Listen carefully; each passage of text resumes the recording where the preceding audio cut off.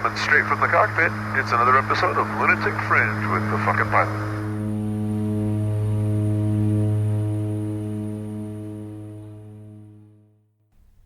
Ready, set, go. All right, another fucking pilot podcast, and I've got a couple more victims in the can. So who the fuck are you guys? Well, I'm Cornelia Mihai. And I'm Olga Naumova. Cool, very cool. And you're both Canopy pilots. canopy pilots. Skydivers. Nice. So you're both jumping out of airplanes. Yeah. Is this something you do for fun or you're pros? For fun, and it became work, and it's still a fun job.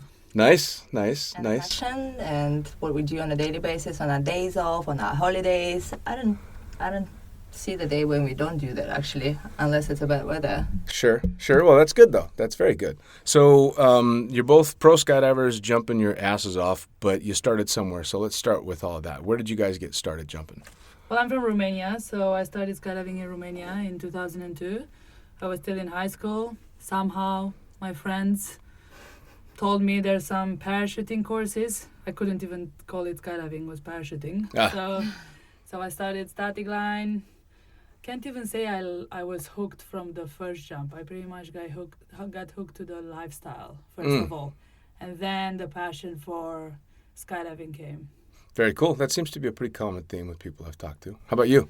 Well, I've done my first jump with a round parachute. It's a military parachute D16 from Antonov 2 11 years ago.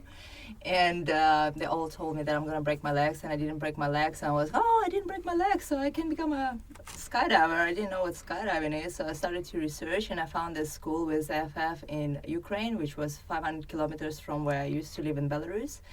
So I just drew there, and that's how my life turned. It was every weekend I was driving 500 kilometers just to skydive. Doesn't matter, the weather looks good, bad, is it rainy or is it a storm, doesn't matter. On the Friday, you just pack your stuff. So you became a skydiver because you didn't break your legs? Yeah, pretty much. I became a skydiver. Actually, at the beginning, I registered to the courses because in Romania was kind of different how it was at the time. But for some reason, we had free access to the public swimming pool, and I wanted to learn how to swim better. That's a good reason. That's why I started. But then, I became definitely a better skydiver, but I don't swim any better. Well, hey, yeah, but One or another. it's very cool. So you both decided that you enjoyed the jumping, and so you got into it as fun jumpers. What was the kind of time frame? I mean, did you start right away and go, this is something I want to do for a living, or it just was something you did entertaining on the weekends? Or No, for me it was. The moment the door opened on this Antonov 2, I was like, damn, that's what I want to do for a living. I just wanted to do it full on. For those that don't know, the Antonov 2 is a type of aircraft, yeah? Yeah, it's a biplane, Russian biplane. It's kind of scary looking plane. It takes forever to get you up to 900 meters, which is 3,000 feet. Yeah. But yeah, it's a pretty cool plane. Very cool. Very cool. How about you? I think for me, I didn't know, like at the time, in 2002 in Romania, we didn't really have private airfields where you could just, it was a government somehow related club. It was a club. Okay. And I didn't even think that you could do this for a living. But in about 2 years, when I was supposed to think about my future, go to college and stuff, I thought like, what I would like to do with my life, where I want to go. And the only thing that, really made me smile was skydiving. So then I decided, I think I should follow this. That's very cool. That's nice. It's funny because I've bumped into a lot of Romanians in skydiving, and which is unusual if it's hard to come by there. I think we started on a pretty unusual way if you look at it from the outside. But the moment we all realized outside of Romania there's a lot more and it's fun and you could actually, make a living out of it, everybody just went for it. Oh, that's very cool. Well, now, in Belarus, there's not exactly a whole bunch of skydiving centers. Oh, no. Both your countries are known for gymnasts, but not necessarily skydivers. Winter sports mostly, but no skydivers at all. That's why I used to drive to Ukraine to actually learn how to skydive and build these jump numbers. There is no, it's still no drop zone in Belarus. There is still, it's acrobatics, or what do you call it? Yeah, acrobatics, classic parachutism in Belarus, Okay. but they don't have skydivers. Well, so since you knew you wanted to get into it right away, like you knew you wanted to work in it right away? I don't know. I just wanted to become a skydiver. I want to just jump out of the planes. I didn't even know there is another type of the parachutes that exist. I didn't know there is a canopy, that round canopy exists. Sure. I just thought that's what it is. It's a round parachute D16, and that's what you're gonna do. I just loved it straight away. And after I jumped, I started the research. And then I realized, oh wow, you can actually go a little bit higher than 3,000 feet, and And it's not just it's not like about breaking your legs. it's You not can just a actually- parachute, yeah. Yeah. And not breaking your legs. Yeah. All right, so you both got active in the sport. Did you continue to jump back home? I mean, you were in Romania. You were in jumping in. I mean, we kind of depended on. I depended on what was available from. So I started at the club. So pretty much, we didn't have to pay for the jumps. Like if you were in between 16 and 22 years old, it was you pay an annual fee, and you had you would train like theory and physical training throughout the year, like weekly. And then we had the same plane, Antonov 2. Like we had a time frame that the plane would come to our club, and it was 2 weeks in a year, and we had a certain amount of fuel, and we would jump. We would pretty much share it in between. It's funded by the government. Okay. We still have a little bit of that. It doesn't give you much. You only do hop and pops. It's towards building. Which you like anyway? No. It's towards building classic IQC national team. Okay. Pretty much a bit left over from the communist times. Sure. We still have it. But sincerely, it was great. Like, I don't think I would have got into skydiving without it. It's Sure. all that what we had at the time. And I just went along with it, for sure. Whenever they called me, hey, we have the plane coming, I would go because Awesome. it made me happy. Awesome. Well, when did you guys get to a point where you were now not doing the static line and the hop and pops, but you're into free fall and had the potential to start getting into more modern skydiving? Well, after I researched and I found this drop zone in Ukraine, it was straight away. I just went there, and my third, like I did 2 jumps with a round parachute in Belarus, and then I went to Ukraine to start my course, and went to free fall. That's very cool. Yeah, I didn't do hop and pops anymore. Well, until now. I had the chance in Romania in 2005. It was one guy that had enough money. He started kind of the same like us, but he was really rich and he liked it. So eventually bought a plane, faster plane. He bought a turbo finist. Okay. And he enjoyed it. So he wanted to actually build a private drop zone. He started it. And I realized because he brought an examiner from outside to make 2 of our most experienced skydivers in the country, to make them tandem instructors. And when that guy came, was an Italian guy, and when he came at our drop zone, I like the way he was landing, the way he was flying. Like you could tell, for me, it was something out of this world. I haven't seen it before. It was a different set of skills. So then I started researching it, and I was like, what is going on? I researched his name. He was in the national 4-way team in Italy. I saw videos of them. I was like, wow, how can you even fly like that? Sure. And then it kind of opened my mind a bit. So I looked what I could do outside, and eventually I left in 2006 from Romania, and I went to Spain. I started working as a parachute packer there. Okay. All right. So you went kind of a standard route. You go from falling in love with the sport to packing parachutes and working your way up. Yeah. Nice. How about you? But it's funny how one person can inspire you, like when you're just in the beginning of your journey Sure. in skydiving. It was the same for me. I was walking to the plane to do my IFF level 1. And it was Seva Bedrin. He's still competing as a canopy pilot right now. He's from Ukraine, and he was just swooping just like in front of me. And I was walking to the plane with a radio in my helmet, with 2 instructors by my side, like shit scared to do my first skydive out 4,000 meters. And I was like, wow, that's not round parachute, like it's flying, it's fast. That's what I want to do. And I was like inspired by this guy for years. We became friends after that, and like we've been competing together after that. But it was just this moment when you see something and you understand that your work will never be the same. You're gonna just do that cool shit that this guy does. That's very cool. But now, was there anything before skydiving in what would be considered the extreme world for you guys? Was there any rock climbing, any hardcore snow skiing, anything like that? Well, like snowboarding, like all this, snowboarding. I don't know, free diving. For me, not really. I mean, I was still in school, in high school. I was pretty young. Sure. And I didn't really have the chance. Like, my parents didn't have a lot of money. I didn't really have the chance to do a lot of cool stuff. So I can't really say it was. And skydiving kind of just grew into me. Sure. But you were... Olga, you were kind of going crazy from the beginning? Well, that's party considering as an extreme sport. I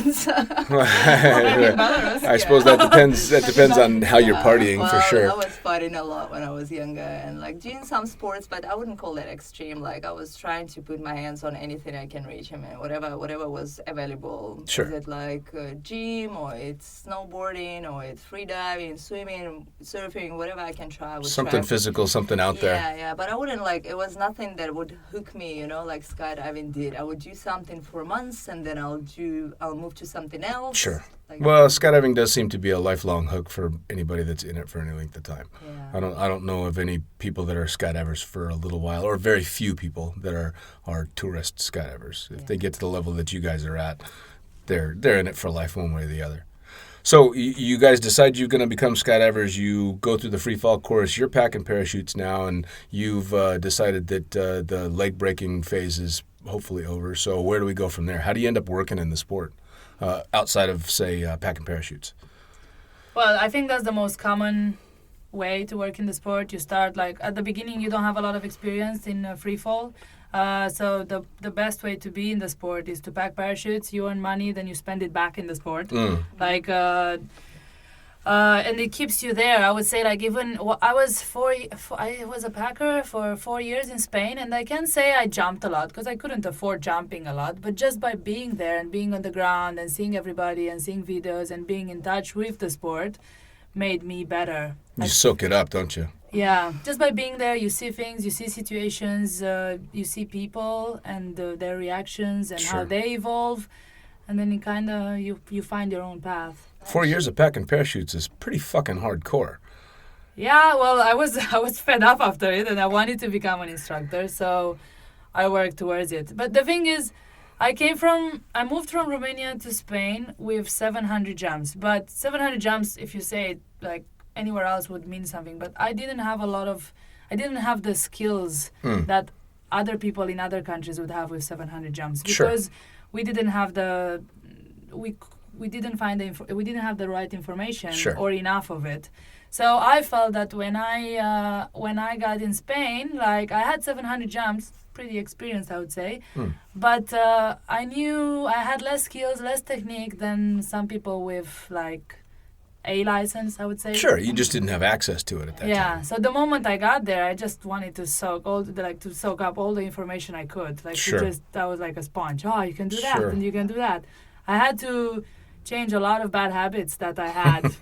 Unlearn a lot of things. I worked a lot, so that's why I think it took me longer to become an instructor, because I had to just fix a lot of things that I wasn't doing right in the beginning. Sure.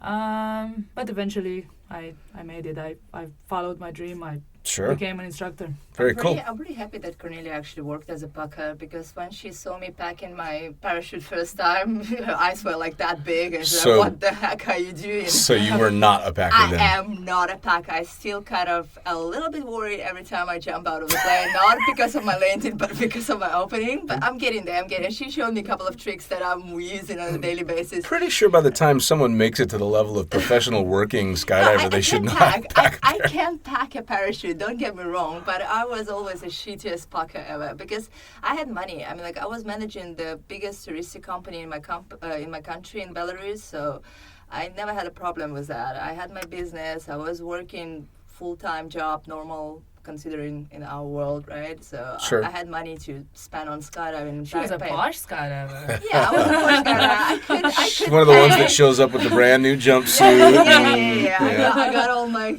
gear like after jump number, I don't know, 15. I already ordered my rig and stuff. Yeah. Pink? Was it pink? It wasn't actually. Oh no, it was actually black and red though. Close enough. Yeah, you were a posh skydiver. Yeah, Well, but so how did you end up working in the sport So- since you didn't take the normal route of packing you parachutes? know, like I was just a normal, regular fun jumper for first, I think, 4 years, and my friends decided to do the course at tandem instructor course, Mhm. and it's a military guys from my country. So you're jumping out of a Antonov 2, altitude is about, I don't know, 10,000 feet, and it's like November, pretty cold. But because we've been partying before that conversation, we had a huge party in the bar where I said, oh, I just want to become a tandem instructor one day. So they paid my course and they invited me in, so I didn't have a choice. God, you were fucking spoiled, weren't you? I know, yeah, a little bit. So we yeah. went, no, but it was brutal. This course was brutal. We were jumping with each other. It wasn't like examiner was jumping with us. It was pretty much military boys and me having like nearly 500 jumps without any experience of landing my parachute, without bouncing around there. Well, so how did the course go? Interesting because like every landing was epic. Everyone would go outside and see me land in the tandem. Anyway, after I've done that, Cornelia, I see a theme. she had to struggle with my landings for I a see while a as theme well. in Olga's career here. Okay. All right. Well, we'll keep coming back to that. Anyway, 4 years after being 4 years later, you finally passed the course. Miracle happened. Yeah. I'm not the most talented skydiver. I admit that, man. I have to work for it. All right. Well, let me ask you. So, if your tandem landings were an event, how the fuck after number 2 or 3 did you get anyone to go on the front of you for a tandem? They are military boys, okay? They've Look been at told. Okay, it wasn't a thing. I mean, but they've been told, you guys are jumping with Olga, so they didn't have an option. They had to go. No. You know, I like military boys. They do what they've been told to do. Is that it? It Is that is. it? Yeah, man. Okay, so you make it through the course, and do you start working right away, or is that just something you tuck in your back pocket? No, it was, I think like so it was 4 years after my first skydive. I was sitting in the office and it was beautiful weather, and it was a wingsuit boogie back in Ukraine and my home drop zone. Mhm. No, it was 3 years ago actually. I was sitting in the office and I was looking at blue skies, and my friends keep messaging how cool it is, they keep posting photos, and I'm like, what the fuck am I doing here? I mean, I'm not even enjoying anymore being in the office and managing this company. I just want to be there. I want to be out there. Sure. And I already knew that I can't work because I've seen the skydiving instructors, they get paid, maybe not as much as I was, but I mean, didn't matter to me at the time. Sure. And so I decided to go and convert my tandem instructor rating into USPA, and we went to Spain, to Imperia Brava. I don't know, maybe you packed my parachutes there, Cornelia. I don't remember you then, but Could have been. You probably didn't look at me. I was just a packer. maybe. But that wasn't long from after when I actually introduced myself to you. So you swapped over to the United States Parachute Association license. Yeah. Is that just because it's more well received around the world? Well, because I never thought that I'm going to be working in my country because we don't have a job zone, or Ukraine, so I always was looking towards if I would ever swap my career, I thought I'll go overseas. And Sure. just, and when I got this rating, my examiner, Marcus Leze, he said, like we started this job zone in Greece, skydive free fall, and you want to join? So I came back home and I'm like sitting in my office and I'm like to go and work there, it's pretty much economical suicide, right? Because like you don't know if you're gonna get paid, if Sure. you're gonna be like skydiving at all, if we're gonna have clients, what's gonna be. And it took me like about 10 days being super depressed at work. And one day I woke up and there was like 2 phones ringing at the same time. And I'm like, no, fuck that. I'm leaving. So I sold my shit and just... And off to chuck drugs. Yeah. All right. All right. And Chopped. so you got off the packing mat and you started doing tandems in Spain? No, first I became an IFF instructor Oh. because actually in Spain I never saw another girl doing tandems. I asked kind of around, hey, I asked other instructors, do you think I could do tandems? And they always said, no, you have to be strong. And so I kind of left it I didn't think too much about it. I kind of left it in the back of my head. But I knew I can become an IFF instructor. So I became an IFF instructor where I was still there. I did the course. I couldn't get a job there. So I moved, I applied, I looked for another job and I found this small drop zone at the time in Portugal. I moved there and just to do IFF. It was just with a Cessna 182. But it was just me and the manager and another instructor working. So we were pretty busy. Sure. And at some point, the other instructor left. So we were at the beginning of the season, and it was me and the manager. He was an instructor as well.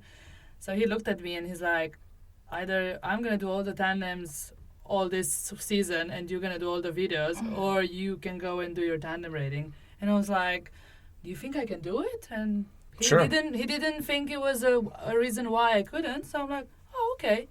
So I went, I did the tandem course, and yeah, that was it. Like, I like that he was a person, that didn't tell me no. Like, Sure. There was no reason not to do the tandem course. And funny enough, her doing a tandem course was a reason for us to actually not meet each other in the internet. So because I saw that another girl took and got an instructor rating, tandem instructor rating. And We I'm had like, the same exam in Yeah. Okay. Yeah, so I saw it on Facebook and I'm like, oh, that's cool, because it was like, I think it was about 7 girls in Europe by then, like tandem instructors, female tandem instructors in Europe. It was just only 7 of us. And when I saw that another girl got the rating, I'm like, who the hell is Cornelia? And I started to looking at her. She wasn't badass super yet. She was like a skydiver, and I sent her a message. I was like, hey, let's be friends. Very cool. So my Facebook sends me notification every year now. 7 years. This was in 2011. Wow. Yeah. Well, it's kind of funny coming from the States and in my background, and I never thought about the fact that there really weren't a lot of female tandem instructors. It just wasn't something that you just didn't think about it. But looking back on the different drop zones that I've worked at, most of the guys were chucking drogues, and if women were working in the sport, they were shooting video or doing AFF. So it never really crossed my mind. And then I started traveling abroad, and as I got abroad, I saw a lot more female tandem instructors. I think now it's changing, though. Like, a lot more are becoming tandem instructors. But it was just a thing at the beginning. Like, you thought, like, everybody kind of had the general opinion that you need to be strong. But the parachutes were different as well. And I mean, like the canopies were bigger. There's no doubt that it takes a bit of physical strength to be able to do the job that we do, for sure. But finesse is dramatically more important than strength. Being able to work with the students, being able to fly is the most important. And sure, physical strength helps, but at the end of the day, air is always going to be stronger than muscle. So if you can't fly, you can't fly. So, right? Yes. You guys have seen just what I've seen, some big, strong guys that just fucking fall like bricks and they suck in free fall and they make horrible tandem instructors.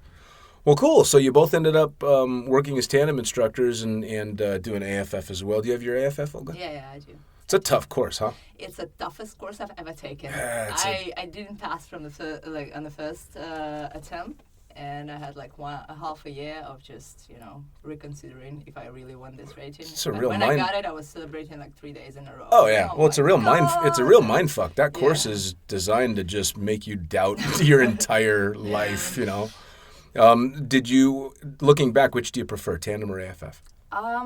Looking back, it's hard to say, because when I just started as a tandem instructor, I was terrified about every tandem I did. So it was like challenging for me as much as AFF. Oh, me too. Like, I wouldn't say there was something was... Obviously, I like jumping camera and AFF more because I get a chance to fly my own parachute. Obviously, yes. But it doesn't mean that tandems are not fun anymore. People are saying, oh, you don't become a tandem instructor, it will take your passion for the sports. It's not really true. No. It's up to you to If keep you your passion for the sport. Exactly. Indeed. Well, so, how about you, AFF or tandem? I like them both because I took them both as a challenge. Sure. But I think IFF, and I haven't done, I do more tandems nowadays than IFF. But there's special about teaching someone to like fly by themselves. When you see that light bulb come on over their head and you realize, holy shit, I taught that person how Like to fly. category D, like when they start figure out, I have a few favorite students that I will always remember, and the joy that they had in their face when they realized that they can turn in the air. Like I was like, I just was living his moment, you know? Yeah. So I think that was, and I think the people that actually come to the course, they're like determined, they know this, they want it, they're somehow passionate about it, and they don't even know it yet. Sure. And that's really cool to work with those people. You can also find the same with the tandems, for sure. Like you have but not everybody. Some people like it, some people don't. Some Sure. people are really scared. Some people think it's a walk in the park, and then they realize it's not. So tandems are just a bit, it depends who you jump with, for sure. Sure. I think you're just natural born coach. You just love coaching people. Well, It gives me a satisfaction. for Absolutely. sure. Well, and it should. I mean, it's quite an accomplishment to be able to teach someone to do what we do in such a high stress environment, and to get someone to smile when they're Yeah. falling at 120 miles an hour and you've given them a whole list of shit they've got to do, but you can get them to smile as well. That's an accomplishment. Yeah. That's not something too many people can do. And So thinking that you kind of build that in a way. Like Absolutely. build their confidence, and we're there with them. You can see the progress. I think the progress is the nicest thing to see. Oh, absolutely. Well, and we all have those students that we can pat ourselves on the back and go, that person's a skydiver because I nursed them through. It's the students that had the hardest time that are the ones that stand out to me, that had a hard time and got through it and enjoyed it the most. And they're usually the ones that want to give back to the sport so much because at some point they didn't think they were going to make it, which is amazing. Yeah. So you both start out and you're working in the sport now. You're chucking drugs and you're doing AFF in what is predominantly a male-dominated workforce in the sport, or at least it was. It is changing, but you guys have both pushed it even farther and gone into the competition world as well, and specifically into canopy piloting, which until relatively recently was very much male-dominated. There are women that are out there competing. You've got Jeannie Bartholomew, you've got Maxine Tate. But I mean, you've pushed it hardcore, Cornelia. I mean, you've got a few accomplishments under your belt. So tell us about that. Well, I always, sincerely, kind of like skydiving, I got into canopy piloting also kind of by mistake. Well, not that type of mistake, but like it happened. I really wanted, so I became an instructor. I was working in Portugal. I was happy. I was jumping every day. So I was really happy, but I always wanted to compete. I don't know why. I don't know how I knew that. I always wanted to compete. I just think competition pushes you further than you would push yourself in normal situations. And I really wanted to go to a competition. I did some four-way belly before. I did classic accuracy in Romania. So I did some just like 2 national championships in Romania of classic accuracy, and I loved it. So then when I was in Portugal, I really wanted to go to this competition in Dubai in 2011. Like I've seen videos, I've had friends from Spain going there, and everything looks like amazing. And I really wanted to get there. And I tried to put a 4-way team together, a belly 4-way team together. It was really hard, like different countries, different people. Just to put it together, it was impossible. So then I was stubborn, and I'm like, I'm going to get there. So the only 2 individual disciplines I could participate in, were either canopy piloting or classic accuracy. And at the time, in 2011, I was closer to canopy piloting. Like I was already doing like landing okay-ish. I was jumping a velocity. I was doing a 450 turn, so I was landing okay. Okay, so high performance turns on a small parachute. Yeah, so I never thought of canopy piloting. I had to research the rules and what I should do. I never thought of it. But then I'm like, well, I have the equipment. I don't have the equipment for classic accuracy. I'm going to go for canopy piloting. Awesome. So I registered, and I went for it. That was my first competition. Very cool. So your very first competition, you went to Dubai, having never been in a competition like that. I've never been on a pond before. That's awesome. So I tried because I started to get ready for it. Like I was putting some gates in the landing area. Like I researched it. When and Cornelia I knew. said she read rules. That means that she read all the rules. She found all the mistakes there. No, actually, no. I knew kind of what I had to do. I asked people. My manager, actually, in Portugal at the time, I think he did a swooping competition at some point, so he knew some stuff. Okay. So he helped me out. But I've never been on the pond. So I was in Portugal, actually. The drop zone was right near the beach. Sometimes we were doing beach jumps there.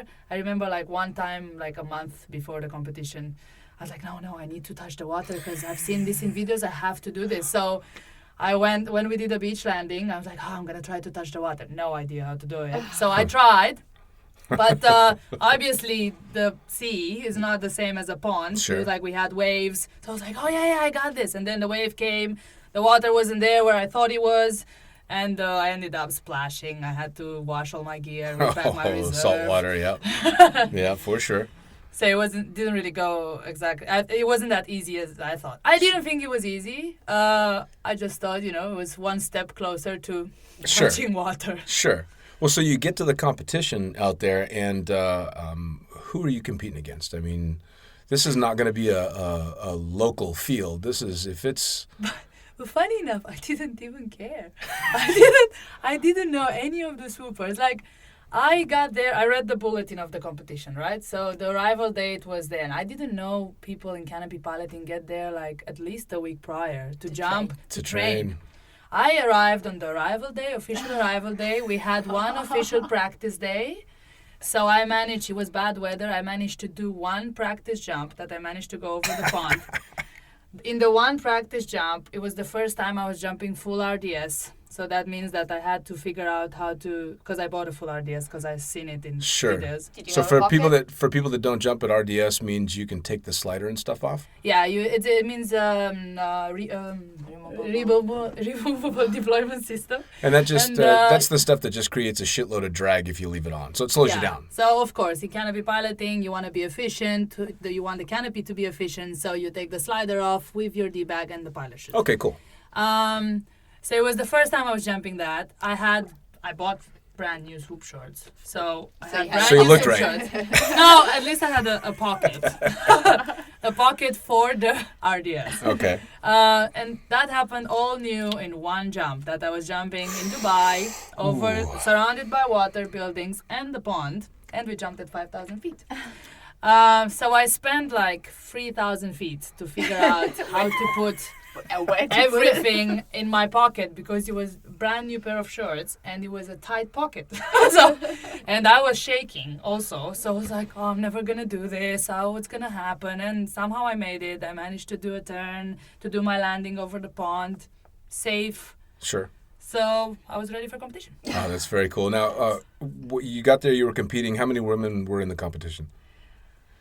Actually, in that competition, and that was the third DIPC, Dubai International Parachuting Championship, I was the only one. Okay, so you're the only woman in a field of guys that have been doing it for a while. More than likely, they're sponsored teams.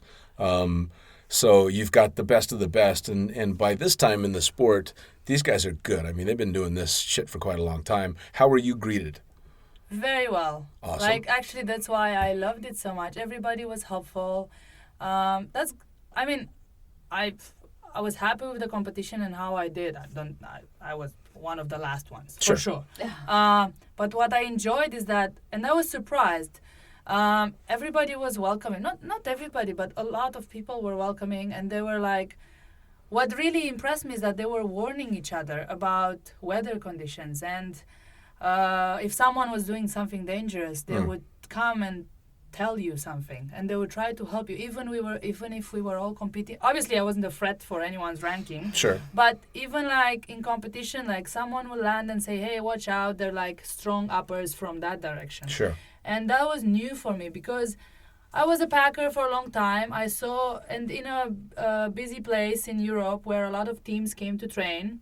And every time I saw the, like belly teams and free fly teams, they're all like staying with each other, really hiding from the other teams, really focused on their own thing, not sharing information, not doing anything to help each other. Where in canopy piloting, I was greeted and helped by a lot of people. Which is awesome. that like really impressed me, and was a big part of why I wanted to keep doing it, why I wanted to learn more. Because even now, if you see someone doing something dangerous, a low turn, a weird thing, you're not gonna just stay on the side and not tell them something, because it's dangerous. They can hurt themselves and they can even kill themselves. Sure, absolutely. Well, and it's that's the joy to the majority of our sport is that outside of competition, outside of all the bullshit, even if you don't particularly like someone, you don't want to see them hurt.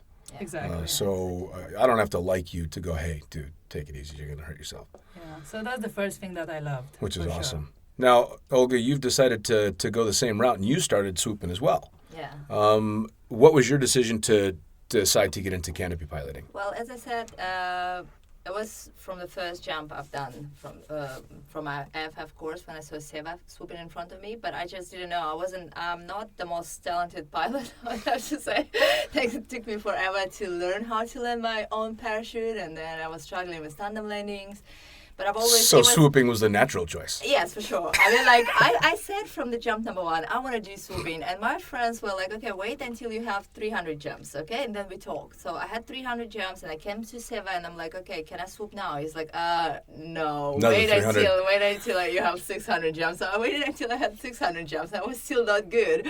And then I was like, okay, like, I'll just wait another 1,000, Maybe I'll get somewhere better. Okay. So, but I've always wanted to do that. And then when Cornelia started to swoop, and I saw, like, because we've been already friends on Facebook, so I was following her journey of becoming a swooper, and I saw her, like, doing better and better and better. So she wasn't that active on social media. I had to do some researches. But anyway, I saw that she's doing it. I'm like, yeah, well, she's doing it. Sure. That's possible. Sure. There is nothing that is not possible. But I was far away. She was in Dubai back then, and I just sent her a message. I think it was like 5 years ago. I was in South Africa by then, and I'm like, oh, I want to swoop. And she's like, well, how can I help? I'm like, well, I want to swoop, but I jump tandem handicap every day, I don't really jump with my own parachute. I don't remember it. Yeah. Right. I blocked it. And so she said, like, if you're ever going to be in Dubai, then we'll talk. And So you kind of approached her as a mentor. yeah. Well, so... It was very inspiring to see another girl, doing something what I was dreaming and not daring to do. Sure. Well, we've heard that she's done her first competition and was towards the bottom but had a lot of fun, but that's changed. So you've got a few bragging points. You've been on the podium once or twice. Probably. I actually had to research it before this podcast. Yeah. Like, how some people know exactly how many competitions they did. And Sure. I cannot really tell you exactly, but I probably have around, I've since then, I don't know if I'm wrong, but somewhere in between 50, 60 competitions. Okay. And I've been on the podium over 30 times. So not winning all of them, but on the podium. But you have one. I have one also. What's your top competition? What's the big one? Well, I became a world champion in distance in Canada, and then also in Dubai at the World Air Games. So that was my main achievement at an FAI competition. I'm still fighting to win overall the World Championship. Sure. I've got second, I've got third, but I never got first overall. One of my proudest moments is actually U.S. Nationals. I won it twice, and for me, U.S. Nationals, it's after the World Championship, it's the toughest competition out there. Sure. And I didn't win it as an official because I'm not from U.S. I cannot officially get a medal, but I don't care. Yeah, it doesn't matter. It doesn't matter. I don't care about the medal. So World Championship distance twice, second and third for overall multiple times, winning the U.S. Nationals. That's a long way from down low and having never been across a pond before. That's a big fucking deal. I mean, you're competing against guys that were doing this a lot longer. And so what do you attribute that to? How'd you manage to do so well so quickly? Well, I worked hard towards it, but I also was at the right place at the right time. Like I was I got a job. So after the first competition that I did, I got offered a job in Dubai. So then I started working in Dubai, and then quite like after 1 year in Dubai, they asked me. They actually built they've put together a canopy piloting team, fully sponsored, and they chose me to be part of it. That's very cool. And I wasn't very good at the time. I mean, I've competed for UAE. In 2012, that was my first time, but I can't say I did very well. I did average. I had plenty of things that I needed to work on still. But I think they saw how hard I was working towards it. Sure. And they chose me to be part of that team. That's very cool. During 3 years, we were fully sponsored, traveling to competitions. So that definitely boosted me to the top. Sure. Well, now, along the way, you obviously were in the right place at the right time and put the work in. Any drawbacks, any fallbacks, any injuries, anything that slowed you down? Or have you been pretty lucky all the way around? I don't know if it's luck, but it's maybe the way I train. Like, I try to take all the precautions. I never really got injured swooping. So would you consider yourself a pretty cautious swooper? I mean, if there is such a thing. Maybe smart. I don't know. Maybe try to. Fair enough. Not smart, but train in a smart way. For example, I know where my limits are. I know that I don't have to take a gate no matter what in training. For example. Sure. It's still, even now, like a few years back, a friend of mine, Woodsy, said something that just marked me. Said remember, you need to walk to the podium. And I will not forget that ever. Some wise words. Because I don't even want to say about training. Training, you can always make mistakes and not score and make a shitty jump. Shitty, I mean by not scoring well. It's just training. In the end, you're learning from all of that. But even in competition, for sure, I hit the water a few times and I bounced in here and there, but nothing that I thought that it's going to injure me or cost me my life. Sure, yeah. Because I don't think it's worth it. Well, knowing your limits is an extremely important thing. Actually, it was kind of funny because I do my lazy little 270 swoops that nobody ever wants to watch. And why would they? They're just for me. And you had approached me a couple of times and it explained how to do a 450. And I made one attempt at it, got myself super dizzy, scared the fuck out of myself, walked away. And I think the next day I bumped into you and you're like, so how's the 450s? And I just shook my head and went, fuck that. Nope, I'm good with 270s. It's fine. Well, so now I understand why you, Olga, decided that you wanted her as a mentor. She went full on and ended up, at the peak of competition. I mean... Well, also, it's very inspiring to see another woman doing that. I mean, those boys always been swooping, but boys well known for having an ego, hey, come over here, I'll teach you how to swoop. It's not what I wanted, really. I wanted a person who will actually tell me reasonable things to do, because as I told you, I wasn't a very talented canopy pilot. Yeah, we've established that. Yeah, you visit me in the hospital quite a few times. Yes, so, I have. I mean, yes, I have. Yes, I have. But yeah, it was very inspiring. So I was on to her, and I was in South Africa, as I said. And the moment I actually moved here, I was a pro. And I moved with an ACL reconstruction. So when I moved back then, when I moved in, it was ACL reconstruction, huge knee support, walking to Cornelia and saying, I want to swoop. And she's like, well, maybe you're going to start jumping first. Sure. Okay.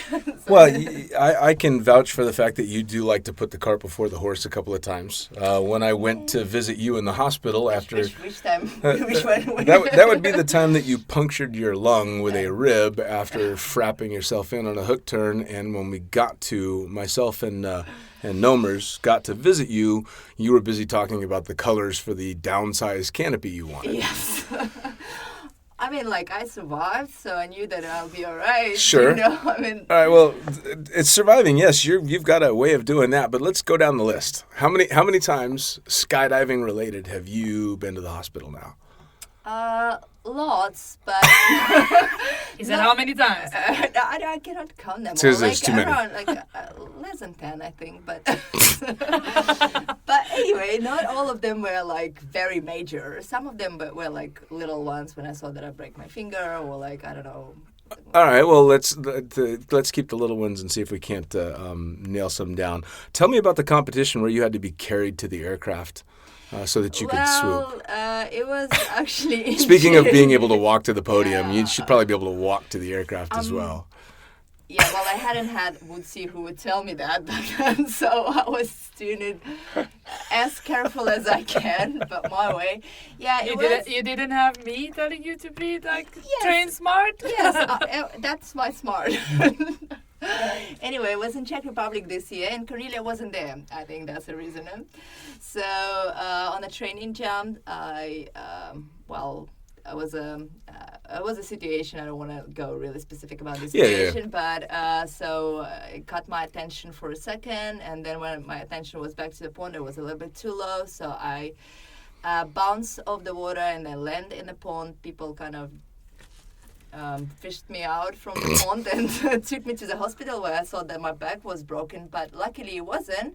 So I just got the crutches and I went back to the drop zone and I said I'm not competing. Uh-huh. But one day on the ground is enough to say, oh no, fuck that, I am competing. Now, most people, I can't speak for everyone, but most people would spend the previous day laying in the hospital hoping that their back wasn't broken, and the next day probably not. Hours. Yeah, probably not be over that quite yet. I wasn't over. Did you get an X-ray? Oh yeah, so I wasn't. So she had the confirmation. She was fine. Yeah, so I had the confirmation, but they say like obviously you cannot do anything, but like you have to take. Yeah, don't do anything. Don't do anything stressful. So the next day you went and competed in it. I do understand her though. Yeah, of course, so do I. Cornelia would do the same. So do I, but for anybody that's listening that doesn't get what we do, these are people that may be listening to us that can't figure out why the fuck we jump out of an airplane in the first place, let alone compound the danger by doing anything extra. So for those people that don't understand, it's very difficult to understand how you can go through a traumatic injury like that and the next day be like, let's go. So that's kind of tough for people to understand. We understand it for sure. But I think any athlete out there, doesn't matter what sport you do, if you work for something really, really hard, of course, it's your dream, if you leave this sport, and then you're on a competition where you came to compete and there is an injury which you actually can sort of handle. I wasn't aiming for any good score on this competition. I just wanted to compete because I was already there. I would already put enough effort to wanted to be on the competition to jump out of the plane and just do my best. And I think any athlete, doesn't matter if it's boxing, gymnastics, swimming, whatever, if you're out there and you think that you're able to try and bring your best, whatever you can do at certain circumstances, then they will go for it. I think it's just being an athlete. Yeah, I think it's being a competitor. Because Yeah, you put the effort, you trained for so long, and you're looking forward to that competition, and you train like, what you're gonna do? Just waste it all? Like, if you can compete, you will compete. And I think this is just a thing that really competitive people have. Sure. Well, I believe me, I say it all as playing the devil's advocate because I am no stranger to that. I jumped on a broken leg the day I broke it because I'd driven 2 hours to the drop zone, and fuck that, if it's broken, it's going to still be broken when I get home. Yeah. So that's what else you can do. I might as well go ahead and I'm going to go ahead and make the damn jump. So believe me, I completely understand. It's just there's a lot of people out there that couldn't quite figure that out. That's pretty hardcore. Yeah, it is hardcore, and I understand maybe the common sense would be like, hey, you have to chill, and I would probably chill if it would be a competition. Like, if it just didn't, like, I don't know. Well, now you're past all of that, and you've definitely had your share of injuries. Have those injuries tempered you any? Have you started going, all right, I've hurt myself before, I need to be a little bit more cautious here, a little bit more cautious there? Obviously, when I punched my lung, and I opened my eyes, I think the first 3 people I saw was Cornelia, you, and Naomi, telling me like, so what are you gonna do? I'm like, oh, when can I get back to skydiving? Of course, when I got back to skydiving, we had a deep and long conversation with Cornelia of how my depth perception has to change, and what picture and how much higher Sure. I have to actually see the ground Well, from what I normally see there. for sure. And also, I think she realized, and she's not the only one. Like you realize that when you get injured, then you cannot jump and train for for a certain amount of time. So then you're missing out. Sure. And then you have to go back to it, and it's a longer process to be injured and get back to it, and actually take it a little bit slower or a little bit more cautious Sure. in the training. Sure. Well, and especially with canopy piloting, you guys are landing at such ridiculous speeds and having to slide things out or potentially run things out. And so ankles and knees and hips and shoulders and all this stuff. I mean, when you're talking about injuring joints that take months and sometimes years to heal. Yeah, for example, I had a good advice when the Skydive Dubai team was put together, and I found out that I was going to train every day, and that's going to be my job. I was going to train every day and swoop every day. I remember Pablo Hernandez, we had a conversation, and he told me, like, yeah, and you should, I don't know how it came up to this, but he told me, like, I should, recommended that I should wear ankle braces all the time. Mm. And I'm like, yeah, that's a good idea. And So you still even, do. even now people, swoopers, other people come to me like, hey, have you ever injured your ankles? That's why you wear them? And I'm like, no, I think I haven't injured my ankles because I Because wear you wear them. them. Well, that seems to be something I see on most competitive Yeah, swoopers. well, they call them ankle supports Sure. to support the ankle. Yeah. And I Kind of- think they saved my ankles a few times, for sure. Mm. I felt it. I think without the ankle support, I would have probably not break my ankle, but maybe Sure. close to it. So I'm really happy I do wear them. So a lot of this stuff, like, as I said, maybe a lot of the stuff that I do and how I train, like not jumping in crazy conditions or like know when to stop pretty Sure. much. I think that's what kept me injury free for so long. Very cool. Very cool. Well, and Olga, for you, I mean, especially considering you had such a tough beginning and it took 1,000 skydives to learn how to land a parachute. More than that. Pushing yourself into competition swooping is quite an accomplishment. I mean, injuries or not, you've gotten to a level that I can't imagine a lot of people thought you would with your history. Yeah, but it's also, I think I was really lucky, and I have to thank Cornelia to push me to the first competition ever, because I don't know how long would it take me to actually admit that I'm ready for the competition, but it was in Italy 3 years ago when I came there just to have a coaching with her, because I was traveling in Europe anyway, so we stopped at our favorite drop zone, Skydive Ravenna, and so I stopped there for 1 day of coaching, and they had the competition coming, open and intermediate, right? Was it intermediate? Intermediate, yeah. And Intermediate means the rules are a little bit easier. Sure. yeah, and To you don't- encourage the people to Start. start Sure. competing. and you don't even have to touch the water, I think. Yeah. And she said, like, you should just register for that. Sure. I'm like, well, I'm not ready. And she's like, yeah, you're not. Just register and just go and fly by, whatever. It's just going to be your first competition. So she encouraged me to do that. And I was flying by. Oh, my God. I was swimming and flying by and just walking by, whatever, but not scoring. I think I scored in 2 rounds or something. But I And- bet you had a blast. Oh my God, I love that. I love that. And I immediately signed up for Pin Klatove in just a month away or 2 months away. Another competition. Yeah, another Nice. competition this year. It was just That's awesome. very cool. Well, I kind of did the same thing way back when I was part of a competition sky surf team.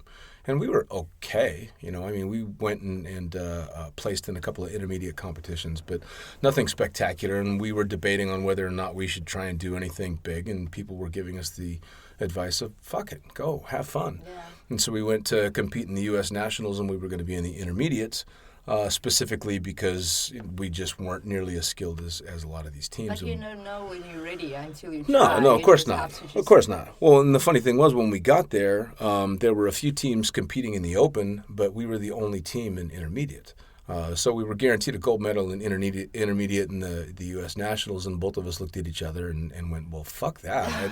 I'd rather lose against other teams in the open than take a gold medal for nothing. Oh, I agree with that. Yeah. So, and we ended up competing against one other team in the open. And unfortunately, back then, it was when they separated male and female, which was a bunch of bullshit because the people that beat us, Craig and Tanya O'Brien, were by and large the best sky surf team on the planet. She just happened to be a woman on the board. So they separated the damn competition.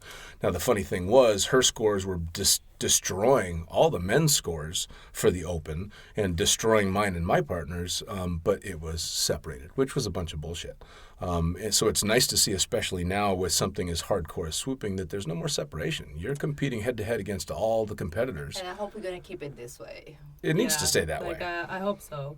The thing is with what it's happening right now, for sure, in skydiving in general, there's more and more women in the sport, and even in canopy piloting, there's more and more. It's good, it's really good, but I hope it's not going to get to the point where they decide that it's they need to make a female category.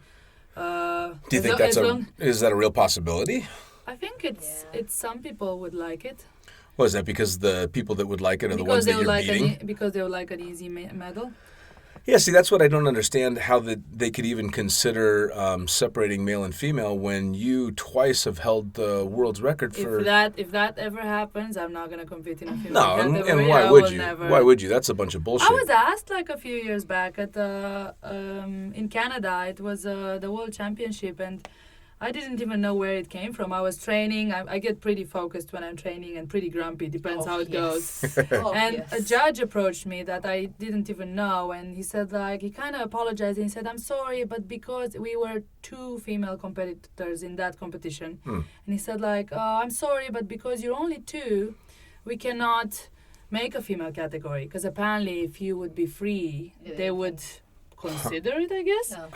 So I was I didn't know who he was. I didn't know why he was talking to me. And I was even if you do that, I will never ever compete in that, and I hope you'll never do it. Sure. So he was very surprised. He obviously said some people would like that because it would help with it would look good for the federation in their own country. Bullshit. But I am a strong believer that men and women, if it's not, heavy weightlifting, like swooping, skydiving in general has nothing to do with the strength. No.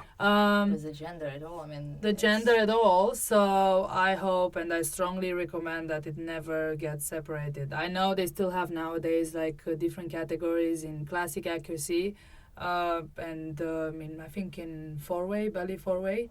But I even hope that will be changed at some point. I wouldn't want to be the top female. I want to be the top. Absolutely. Well, you don't want to compete against a limited field. I would rather be last in the full field than first in a field of my own. The same reason that Mary Tortomasi and I decided to go open instead of intermediate. I could have walked away with a gold medal. Fuck that. Exactly. I beat who? No.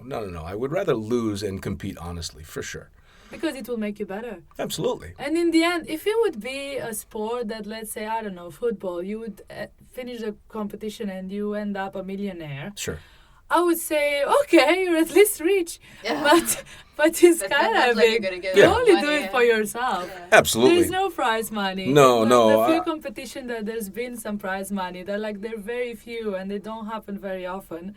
The amount of money that you put into training, it's unbelievable. So you might as well just do it for yourself and don't lie to yourself. A long time ago, I started daydreaming that athletes in different sports would be paid for the level of danger they put themselves through, in which case we would all be the stinking filthy rich ones. Football players would be down a whole lot further.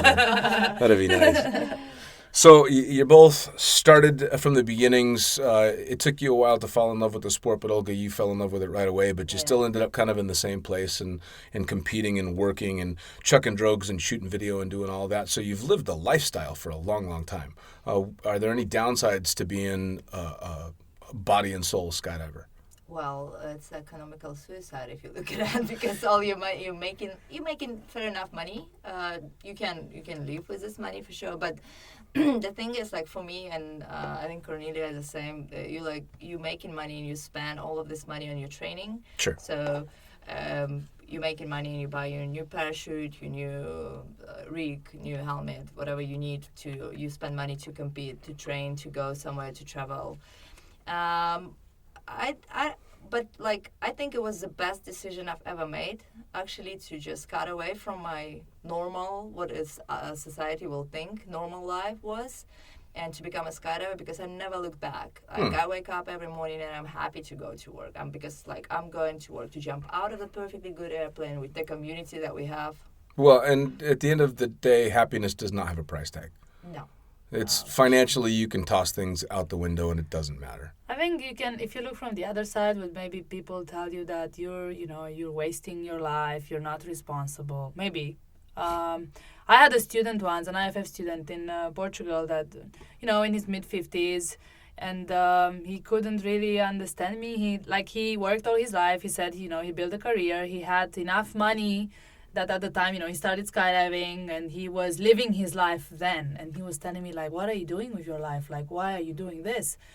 And I don't know, I was happy with my life. Like, what if I don't make it to 50? Yeah. I was like, I'm going to have 50 years of working hard, not living my life. And then that's it, done. Yeah. You're like, maybe you're in, I don't know, maybe it's time for you to, you die. And you're like, wait, I haven't got to the part where I'm happy. Yeah, absolutely. So I think you should, and I'm not like Olga, like I've always worked in skydiving. I think when I was super young in school still, I had like a 2 weeks job, like in front of a computer just to make some money. Sure. And I realized then that, like, how do people do this? Like, not that it's a bad thing. I was like, even that, I was 18 at the time. Sure. And even then I realized, like, man, if you like your job and if you like, I don't know, coming every day morning at 8 o'clock and you like working in front of this computer and you enjoy it, I think it's amazing. Sure. But if you hate it, I think you then should you have do to change something something. about Well, it. that's the thing, is I don't understand how people do something that they hate and live for the weekend and can't wait for retirement. Oh, yeah. And that's and I agree. Financially that's no reason to stay in anything is for finances. Well, so financially it's suicide. How about socially? Oh, suicide as well, because you can party only that much, right? Fair enough. Yeah, the party scene can be all And encompassing in skydiving. skydivers, you've talked about that in your past podcast. Sure. With that. I mean, like, if skydivers do something, they do it full power. They cannot Sure. just go for a drink. Sure. Know, Well, now you once said that one of the things that skydiving screwed up for you was dating anybody that's not a skydiver. Why? Used to, it's hard, you know. Well, it's very difficult to explain to a person, non-skydiver. No, just tell them why you don't want to date them. Go ahead. Oh, well, They're right here. You have to, I mean, like, I'm competing in canopy piloting. I'm spending all my money and all my effort and all my time into the training and competition, and I just don't have time for that bullshit to explain why we cannot just spend a weekend outside the drop zone Well, you also and not going there. You also told me one other thing. Oh, hey, That I'm gonna- it was a secret, though. No. It was like a friendly conversation. You told me that you didn't want to date non-skydivers because at the end of the day, what you do is badass, and they're basically a bunch of pussies. Okay, hey guys out there. IFF course is open for everyone. It's not that expensive anymore. Sign up. So to date Olga, you don't necessarily have to be a skydiver, but you better be a badass. There are many sports that I like, actually. Yeah, fair enough. I think it's hard to be. I think I've noticed. I've been in the sport for quite a while, and I've noticed that it's really hard for people to stay together if their partner is not a skydiver.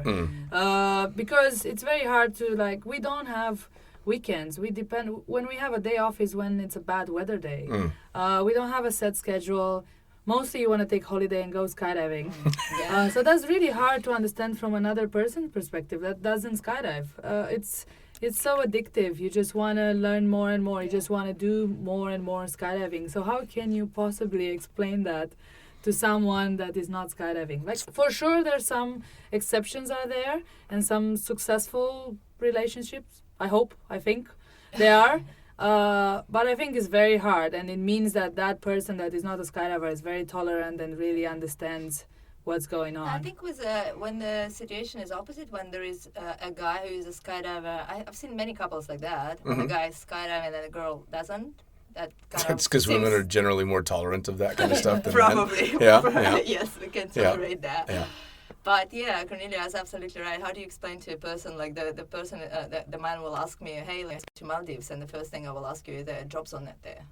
Sure. Like, hey, Sure. Yeah. Sure. Absolutely. Can I do hop and pops? Do I pack my Petra? What do we do? You Right. know? I mean, Right. It does have from that point of view for sure. We're done. Yeah. Like, You're we're definitely. broken. From a society point of view. Sure. I Yeah. guess. It's definitely a life choice. There's no doubt about that. But I think a lot of people out there like met their love of their life and their partner on the drop zone, including me. Yeah, like Sure. you. So I think it's awesome. Absolutely. I think skydiving kind of puts together people from very different fields, and that And they have countries, something, and and- countries, and they have something in common that maybe they wouldn't realize in a normal daily Sure. situation. Well, it's a bond that you would never find otherwise, especially coming from the United States. To have close friends that are all Eastern Bloc, which as an American. You admit it. Yeah, You love it. absolutely. And as an American, the average guy that's living in the Midwest that's never met someone from Russia or Belarus or Romania that has no clue, and as a Where is community it? of skydivers, you don't even think about it anymore. It's just a jumper with a different accent. Exactly. Because we all have, no matter how varied the stories, we all have similar backgrounds. Everybody's story is pretty close to the same. We all got into it one way or another, and we all stayed in it for one reason or another.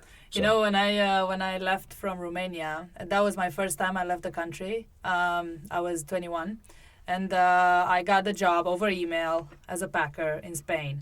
I borrowed money, and I was on a bus. I was on a bus for 48 hours to get to Spain, and I had 400 euros in my pocket to just return if it's needed. I didn't know anyone. And all I could tell myself is like, nah, they're skydivers. Like and I've never been outside the country, but I just had this feeling that it's gonna be okay, because they're skydivers, and skydivers are the same everywhere. And And I back was then it's I was also- right. Oh yeah, it's true. It's absolutely But true. back then, community was a bit smaller as well, so it was like even more close to each other. Sure. When you meet a skydiver, you want to help to this person instantly. Sure. And you're like, hey, But oh, now, you're a I skydiver. think. No, now as well, but like now it's more kind of people can do it more freely. I mean, like it's accessible. Sure. For Well, people absolutely. A little bit And more than it was. which is, hats off to social media. I talked about social media and all that stuff with Pat and Siobhan when they were here. It's done a lot to keep people connected, and Yeah, which is it's amazing. And amazing. it's shrunk a growing community, which is Yeah. even better. It's Yeah. really cool to be able to keep track and keep an eye on what everybody's doing. Yeah. So, to professional skydivers, to professional competitors, to women in the sport, what takeaway to people thinking about getting in the sport? Not just women, but anybody in general. What should they know? What should they be thinking about? What are the highs and lows as we? Well, as she said, it's an expensive sport. Like when she said economical suicide, it probably is. It's not. I mean, you can work for it, but it's expensive. Like cannot even begin with how expensive it is at the beginning, Yeah. because you have to do your course, you have to buy your equipment, and the problem is that you're hooked to it. Like if you really want to do it, it's like an addiction. You just want more and more. And But then it's like you don't really care about the money you spend on it, because like you just want to spend Sure, money. but you just have to make to money a non-jumper, to spend it. but somebody that hasn't jumped yet, to a non-jumper And they- thinking about getting into it, they need to realize you're going to throw away a lot of money that's yours and probably some Now that's not you're yours. trying to scare them. And No, no, no. they just Not need at all. to be aware that it's expensive. It is expensive. It's totally worth it. Yeah, that's, But it is that's expensive what- to start with, and then until you get to the level that you can work in it, as an instructor, I mean, because Sure. as a packer you can start pretty early. Sure. You don't even have to be a skydiver to be a packer. But until you get enough experience to become an instructor and actually earn some money back, you're gonna probably put quite a bit of money in. Oh yeah, But I would say it's worth it. worth every bit of it. Absolutely. I mean, you can spend money on other things as well that are not, expensive car, expensive holiday, I don't know where, and Get a lot less out of it, that's for exactly. sure. So, Olga, how about you? If you had to tell anybody what your favorite thing about skydiving is, what would it be? Everything. No, really. I being a tandem instructor, sometimes people are coming and saying, hey, how do I become an instructor? I would say, you know what? It's just like, if you ever think about skydiving, just go and start skydiving. Just do your jumps, come on the weekends. Don't have a goal. Just Don't go have jump. a goal, just jump, just have fun. It will come, eventually. It doesn't have to be, oh, I'm going to become an instructor and I'm going to work toward it. It's going to take all the fun out of it. And I think you just have to go and have fun and enjoy your skydiving, and it will eventually, the discipline, or if it will going to become your job or discipline you will fall in love with in skydiving, which has so many free fall disciplines or canopy piloting or whatever you will choose in the end, it will just come automatically. It just comes. Sure. Just go and have fun and just go for it. It's funny that she says that, because when she came to me and I started coaching her, she's like, so I want to become a world champion. I want to beat you. I still wanna. No, but she somehow put like in her mindset like a time frame. I don't remember what she told me at the time, but like no, and a lot I of said people. 5 years. 5 years. I still have like 2 years, okay? So the moment, she started coaching her, she started progressing, and then she had this moment when I had to give her a pep talk, like, because she was upset that she wasn't good enough, or she wasn't good enough, as good as she thought she would be after, I don't know, a year and a half Sure. training for canopy piloting. Sure. And I think that's it's happening nowadays quite a bit, and a lot of people get stressed out and maybe don't enjoy it so much because they think they should be better at some point than they are. Because they had that goal.